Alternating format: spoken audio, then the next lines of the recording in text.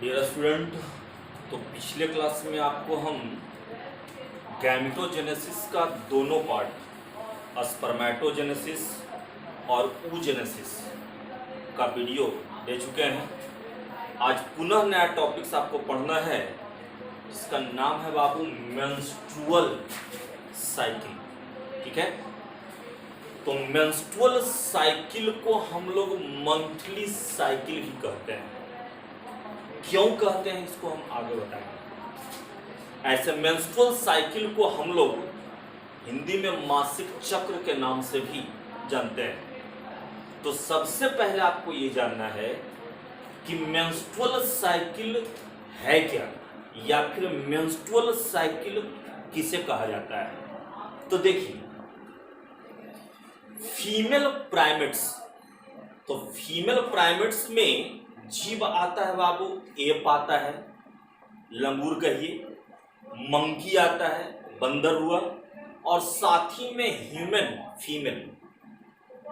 ठीक है, तो इन तीनों जीवों में जो रिप्रोडक्टिव साइकिल की क्रिया होती है, उस क्रिया को ही कहा जाता है मेंस्ट्रुअल साइकिल। तो यहीं पर आप ध्यान दीजिएगा। आपको बताए दो तरह का जीव, एक को बोल रहे हैं बाबू क्या, एक को कहते हैं प्राइमेट्स।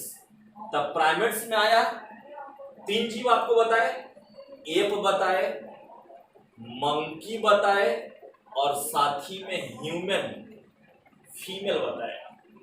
ये तीनों, ये आ गया प्राइमेट्स में।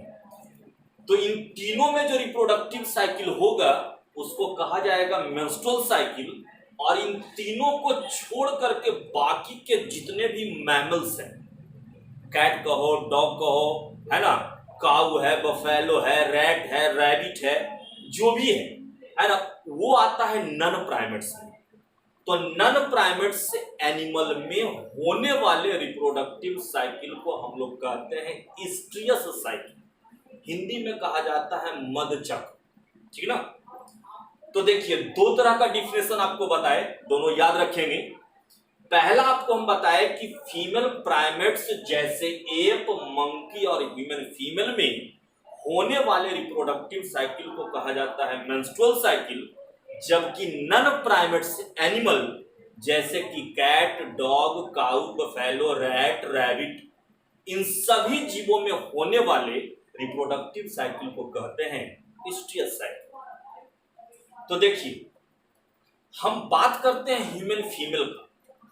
तो ह्यूमन फीमेल में जो सबसे पहला मेंस्ट्रुअल साइकिल होता है बाबू, वो प्यूबर्टी के समय।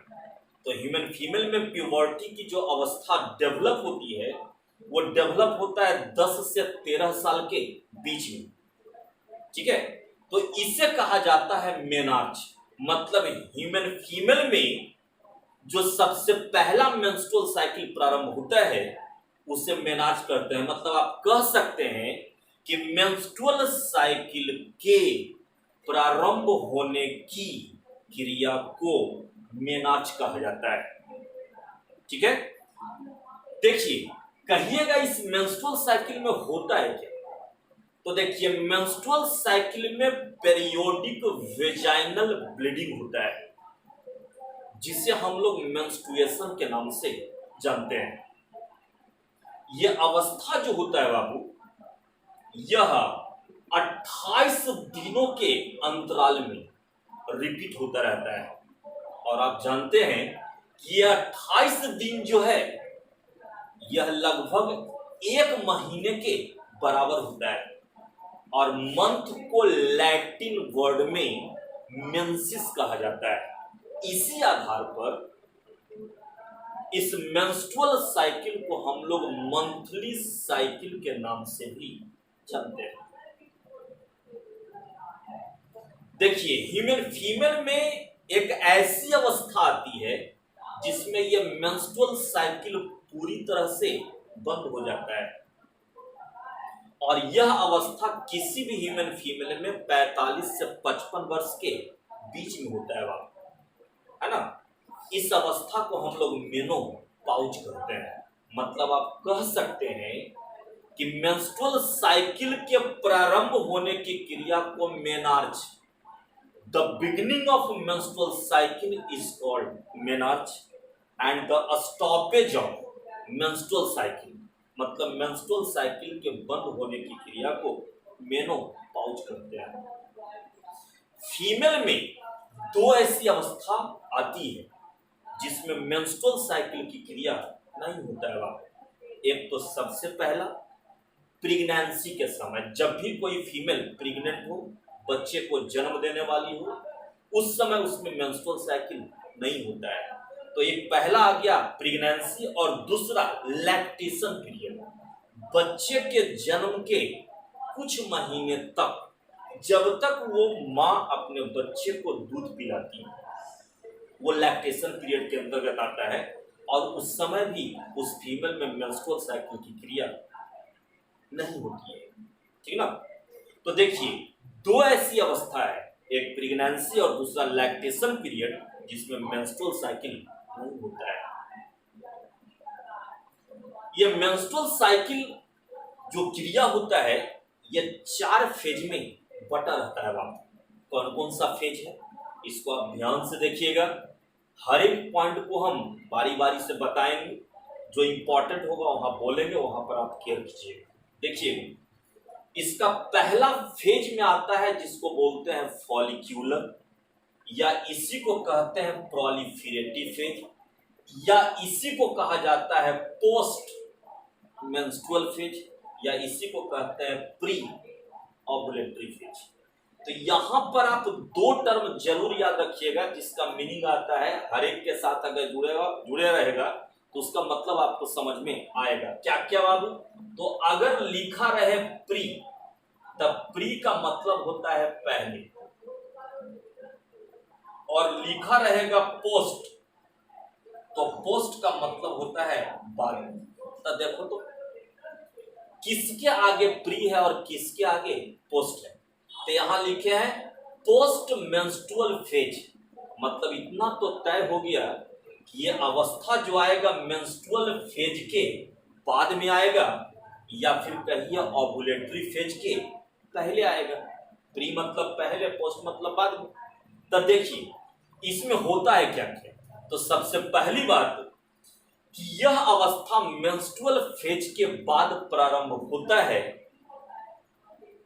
और लगातार 10 से 12 दिनों तक जारी रहता है। कहिएगा कब से कब तक? तो from 5th days to 14th days of menstrual cycle, मतलब मेंस्ट्रुअल साइकिल के 5वें दिन से लेकर के 14वें दिन तक का जो अवस्था आएगा वो किसके अंतर्गत? तो फॉलिक्यूलर फेज या प्रोलिफेरेटिव फेज के अंतर्गत आता है। अब इसके अंतर्गत इसमें होता है क्या क्या? तो सबसे पहला पॉइंट यहां पर आप केयर कीजिएगा, ध्यान देंगे। सबसे पहला पॉइंट में इसमें इस अवस्था में होता है क्या कि FSH, जिसका पूरा नाम होता है फॉलिकल स्टिमुलेटिंग हार्मोन, तो FSH का लेवल जो होता है वो मैक्सिमम होता है। मैक्सिमम मतलब सबसे ज्यादा होता है। तो कहिएगा कि जब FSH का लेवल मैक्सिमम होगा तो इसका प्रभाव क्या पड़ेगा? तो FSH का काम क्या है कि यह ओवरी के ग्राफियन फॉलिकल को प्राइमरी फॉलिकल में परिवर्तन के लिए स्टिमुलेट करता है। कभी कभी ऐसा भी होता है बाबू कि मीन्स जब FSH का लेवल नॉर्मल से ज्यादा हो जाता है, तब उस अवस्था में जहां पर ह्यूमन फीमेल में एक मंथ में एक ओवम का सिलेक्शन होना चाहिए, वहां पर कभी कभी 2 या उससे ज्यादा ओवम सिलेक्ट हो जाता है, बन जाता है। तो ऐसी अवस्था में जब 2 से ज्यादा ओवम बनेगा तो हर एक स्पर्म के साथ जब फर्टिलाइज करेगा तो 1 से ज्यादा बच्चे का जन्म होगा, ट्विंस बेबी का डेवलपमेंट होता है ना। तो ये कब होगा? जब FSH का लेवल मैक्सिमम होता है। तो वही बताए कि कभी कभी क्या होता है कि 2 प्राइमोर्डियल फॉलिकल का सिलेक्शन हो जाता है। अब कहिएगा कि आखिर ये फॉलिकल, ओवेरियन फॉलिकल जो प्राइमरी फॉलिकल में बदला, इसका मैक्सिमम डेवलपमेंट कब होगा? तो इसका मैक्सिमम डेवलपमेंट मीन्स 13वें दिन होता है।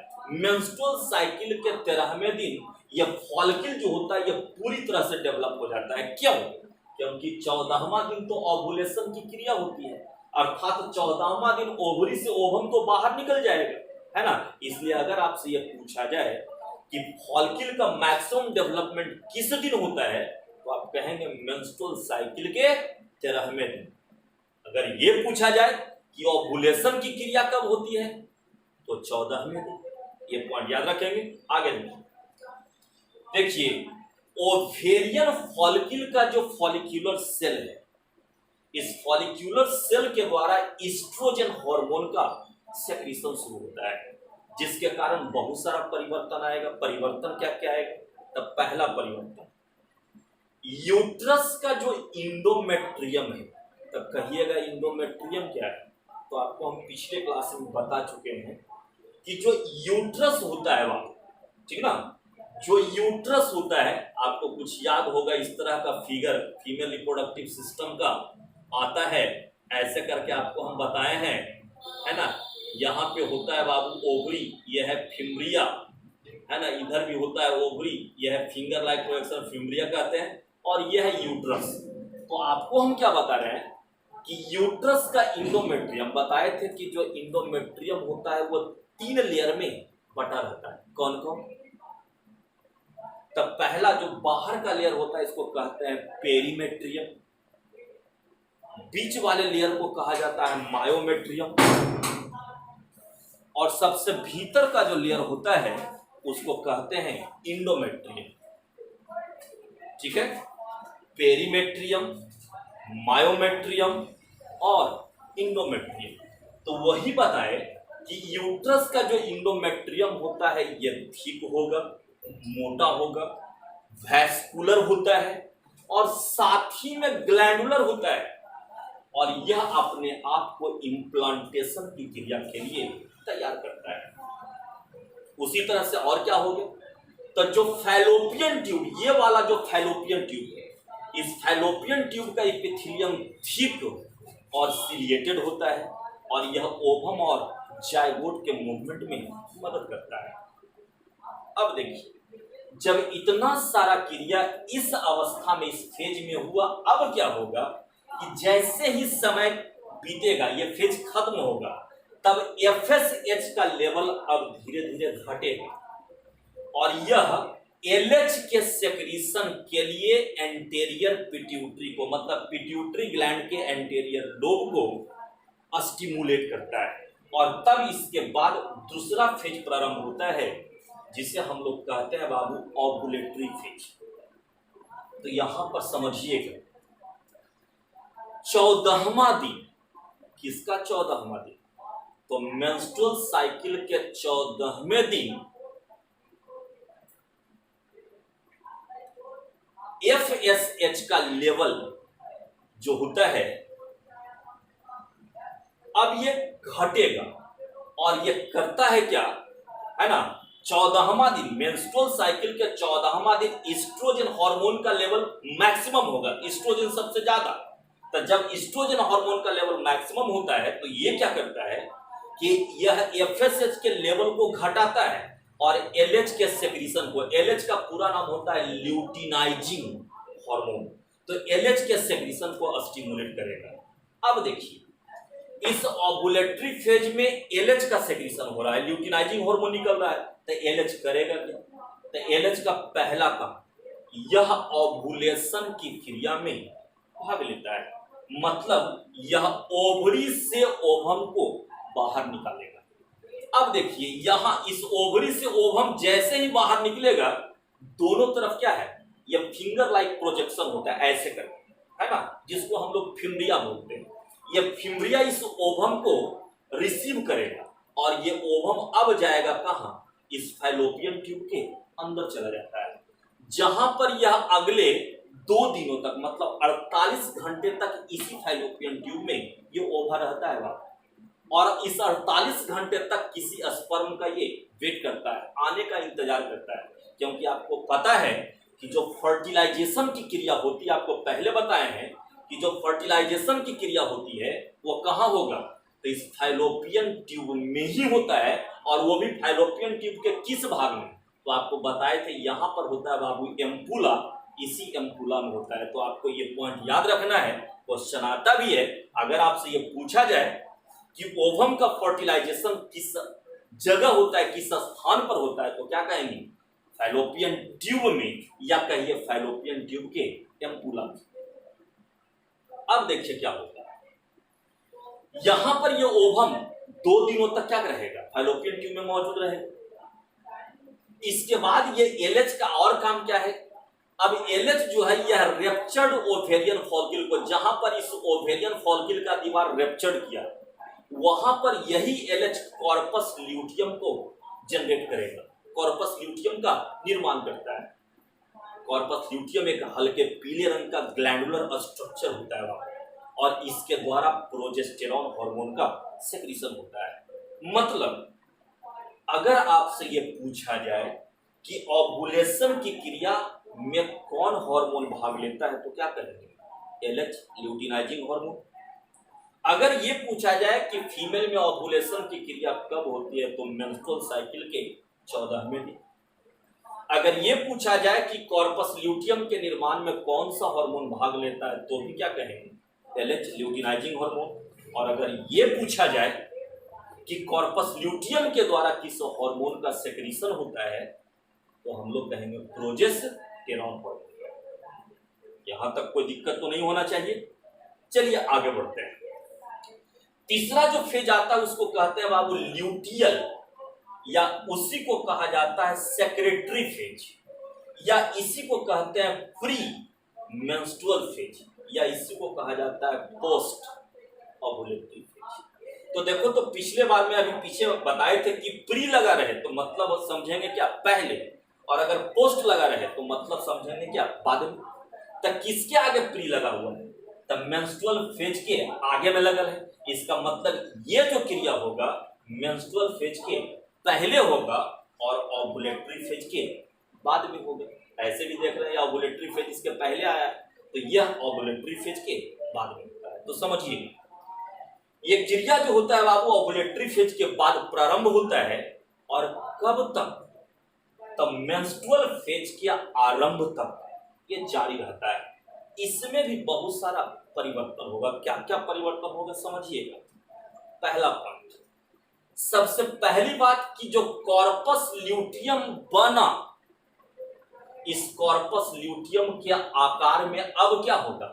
कॉर्पस ल्यूटियम के आकार में वृद्धि होगी। कॉर्पस ल्यूटियम बना तो धीरे धीरे बड़ा होगा। तब कहिएगा कि कॉर्पस ल्यूटियम का मैक्सिमम डेवलपमेंट कब होता है? तो याद रखेंगे, कॉर्पस ल्यूटियम का मैक्सिमम डेवलपमेंट मेंस्ट्रुअल साइकिल के 18वें से 19वें दिन होता है। कोई दिक्कत? अब देखो, तो जब 18वें से 19वें दिन कॉर्पस ल्यूटियम का आकार सबसे बड़ा होगा, तब इसका प्रभाव क्या होगा? तो अभी तो बताए कि भाई कॉर्पस ल्यूटियम के द्वारा प्रोजेस्टेरॉन हार्मोन का सेक्रीशन होता है। तो जब इसका साइज बढ़ेगा तो हार्मोन का सेक्रीशन भी बढ़ेगा। इसका मतलब ह्यूमन फीमेल के ब्लड में इस समय प्रोजेस्टेरॉन हार्मोन का लेवल बढ़ना शुरू होगा। तब अगर आपसे ये पूछा जाए कि आप बताओ कि ह्यूमन फीमेल के ब्लड में प्रोजेस्टेरॉन हार्मोन का मैक्सिमम लेवल किस दिन होता है, तो आप क्या कहेंगे? तो याद रखिएगा, इसका मैक्सिमम लेवल 21वें दिन होता है ना। ह्यूमन फीमेल के ब्लड में प्रोजेस्टेरॉन हार्मोन का मैक्सिमम लेवल 21वें दिन होता है। तब कहिएगा इसका बेनिफिट क्या है? तो देखिए, यह जो होता है यह भी है ना, मींस प्रोलिफरेशन की क्रिया के लिए आवश्यक होता है। मतलब यूट्रस के इंडोमेट्रियम में फिर से प्रोलिफरेशन की क्रिया होगी। यूट्रस का इंडोमेट्रियम जो होता है ये लगभग 5 मिलीमीटर थिक होगा, मोटा होगा, और यह अपने आप को इम्प्लांटेशन की क्रिया के लिए तैयार करेगा। लेकिन अगर ओवम फर्टिलाइज्ड किया तब ये तो वर्किंग कंडीशन में आएगा। लेकिन आप कहिएगा हो सकता है स्पर्म ना आए, ओवम फर्टिलाइज्ड ना हो, तब क्या होगा? तो याद रखिएगा कि ओवम के फर्टिलाइज्ड नहीं होने पर जो कॉर्पस ल्यूटियम बना था, अब यह कॉर्पस ल्यूटियम धीरे धीरे डिजेनरेट होना शुरू होगा, है ना। रीजनरेट का मतलब होता है फिर से उत्पन्न होना, और डिजेनरेट जो बना वो धीरे धीरे क्या होगा, समाप्त तो होना शुरू होगा, साइज घटेगा, अंत एक बार पूरी तरह से ये खत्म होगा, है ना। तो ओवम के फर्टिलाइज नहीं होने पर यह कॉर्पस ल्यूटियम डिजेनरेट होता है, और तब यहां से यह मेंस्ट्रुअल फेज की क्रिया प्रारंभ होती है। अब देखिए इसका लास्ट फेज आता है चौथा में, मेंस्ट्रुअल फेज। तो याद रखिएगा कि किसी भी नॉर्मल फीमेल में मेंस्ट्रुअल फेज की जो अवस्था होती है यह मैक्सिमम 4 से 5 दिनों तक जारी रहता है। तो कहिएगा इसमें होता है क्या? तो देखिए जब कॉर्पस ल्यूटियम डिजेनरेट करता है तो ब्लड में प्रोजेस्टेरॉन हार्मोन का लेवल घटेगा, और जब घटेगा तब क्या होगा, तो रेप्चर्ड यूटेराइन इपिथेलियम, यह अनफर्टिलाइज्ड ओवम जो फर्टिलाइज नहीं किया वो, है ना, यह अनफर्टिलाइज्ड ओवम 2 दिन के बाद जब फर्टिलाइज नहीं करता है तो यहां से यह धीरे धीरे नीचे की ओर मूव करना शुरू करता है, यूट्रस की ओर मूव करना शुरू करता है। तो वही बताए कि ओवम के फर्टिलाइज नहीं होने पर यह रेप्चर्ड यूटेराइन इपिथेलियम, यह अनफर्टिलाइज्ड ओवम, इसके अलावा 50 से 100 ml की मात्रा में ब्लड और साथ ही में कुछ म्यूकस इस वेजाइनल ऑरिफिस के माध्यम से डिस्चार्ज होना प्रारंभ होता है, बाहर निकलने लगता है। इसी क्रिया को हम लोग मेंस्ट्रुअल फ्लो या इसी को मेंस्ट्रुएशन के नाम से जानते हैं। और यह मेंस्ट्रुअल फ्लो प्रारंभिक अवस्था में, है ना, शुरुआती दिनों में, है ना, ये थोड़ा ज्यादा होता है, जैसे जैसे आगे समय बीतता है इसका अमाउंट धीरे धीरे घटने लगता है, और मैक्सिमम 5वें दिन होते होते ये पूरी तरह से समाप्त हो जाता है। ऐसे इस मेंस्ट्रुअल फ्लो या मेंस्ट्रुएशन का एक अच्छा सा डिफिनेशन भी है। आप इतना भी बोल सकते हैं, अगर आपसे ये पूछा जाए कि what do you mean by menstruation, menstruation से आप क्या समझते हैं, तो हम लोग कहेंगे क्या, तो the beeping of uterus for the lost of ovum is called menstruation. ठीक ना, आपको बताया क्या, बीपिंग ऑफ यूट्रस, बीप का मतलब होता है रोना, beeping of uterus for the lost of ovum is called menstruation. तो कहिएगा कि जब ये मेंस्ट्रुअल फेज, मेंस्ट्रुएशन जब खत्म हो गया अब क्या होगा, तो देखिए मेंस्ट्रुअल फेज के बाद, मेंस्ट्रुएशन की क्रिया के समाप्त होने के बाद अब क्या होगा कि ब्लड में ईस्ट्रोजन और प्रोजेस्टेरोन हार्मोन का लेवल घटेगा। एक हार्मोन होता है जिसका नाम है बाबू FSH RF, इसको हम लोग कहते हैं follicle stimulating hormone releasing factor. तो FSH RF जो है यह क्या करेगा कि पिट्यूटरी ग्लैंड के एंटीरियर लोब को फिर से FSH के सेक्रीशन के लिए स्टिमुलेट करेगा, मतलब यहां के बाद फिर से FSH का सेक्रीशन प्रारंभ होगा और यह नेक्स्ट मेंस्ट्रुअल साइकिल के इस फॉलिक्यूलर फेज को फिर से प्रारंभ कर देता है। और इसी तरह से यह साइकिल जो है, यह चक्र जो है किसी भी ह्यूमन फीमेल में हर एक मंथ में, है ना, 28 दिनों के अंतराल में रिपीट होता रहता है।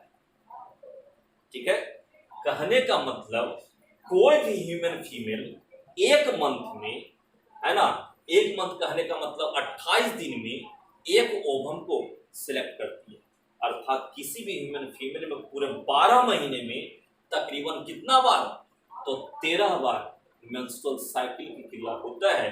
अर्थात ह्यूमन फीमेल मीन्स एक साल में, अर्थात 12 मंथ में 13 ओवम को क्या करती है, ओवुलेशन की क्रिया के द्वारा रिलीज करती है। यहां तक इस वीडियो में इस वीडियो के द्वारा इस टॉपिक्स में आपको समझने में आशा करते हैं कि कोई प्रॉब्लम क्रिएट नहीं होगा। और अगर हुआ होगा, समझने में दिक्कत होगा तो फिर से आप क्या कीजिए, है ना, कमेंट बॉक्स में आप लिख कर भेजेंगे। फिर आगे जहां दिक्कत होगा तो अगले वीडियो को अपलोड करने से पहले उस टॉपिक्स को फिर से हम समझा देंगे। ठीक है, तो यहाँ पर मेंस्ट्रुअल साइकिल आपका समाप्त होता है। अब अगले वीडियो में इसके बाद का जो टॉपिक्स आता है वो है फर्टिलाइजेशन, जिसको अगले क्लास में या अगले वीडियो में अपलोड करेंगे। यहाँ तक आप लोग कंप्लीट कर लीजिए, बाकी नेक्स्ट वीडियो में